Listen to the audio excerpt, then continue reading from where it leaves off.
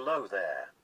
My name is Mr. One, and I am the leader and founder of the Turbine Turbo Initiative. Our goal is to find all renewable energy wind turbines and other forms of renewable energy sources in the Golden, Colorado area to gain valuable information on how we can save the human race once fossil fuels have run out.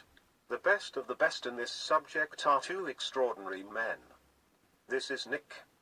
And this is Gavin. These agents are tasked with discovering how the small town of Golden is moving away from fossil fuels and towards renewable energy. Now, let's have a little lesson in history.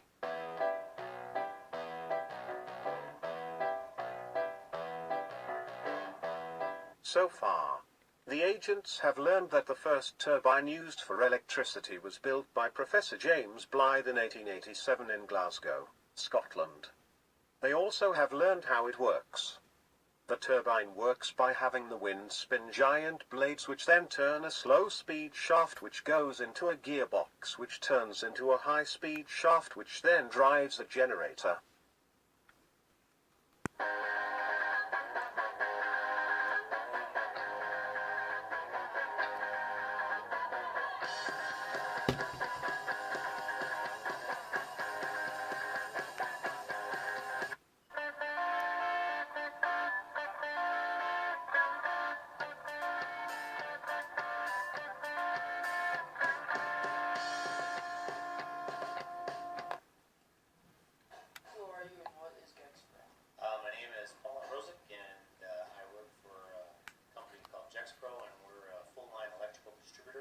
Selling energy-efficient products, anything electrical to contractors or end users.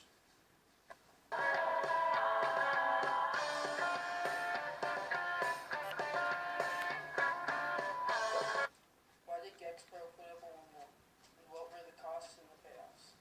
We at Gexpro got introduced to a gentleman who was a inventor, and he came up with a rim-driven type of windmill and came to us to be their exclusive to represent their product to the market. Right now, the windmill is a 50 kW unit, which means it generates 50,000 kilowatts, and can be basically put anywhere you want to generate electricity. The cost of the unit runs about $230,000. It actually shifts and turns in the wind, and at this point, depending on where your utilities are, paybacks run about 12 years to have that be paid for and then starting to generate electricity.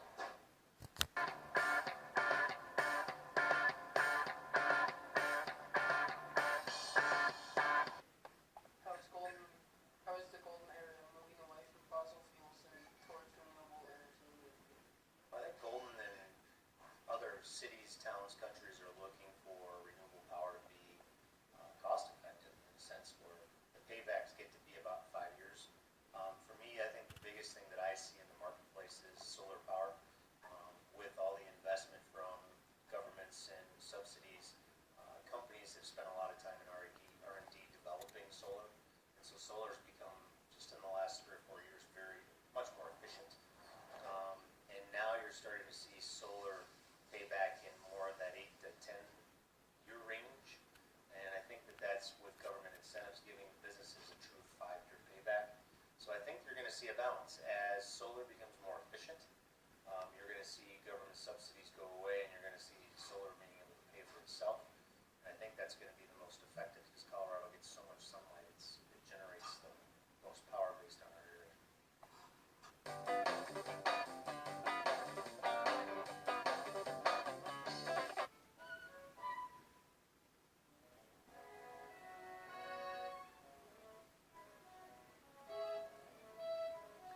One major pro for wind energy is that it will never run out. That is why it's a renewable resource. Another one is that the potential for wind power is gigantic. It is over 20 times the human population's needs. A third pro is that we can use it almost anywhere, including the ocean.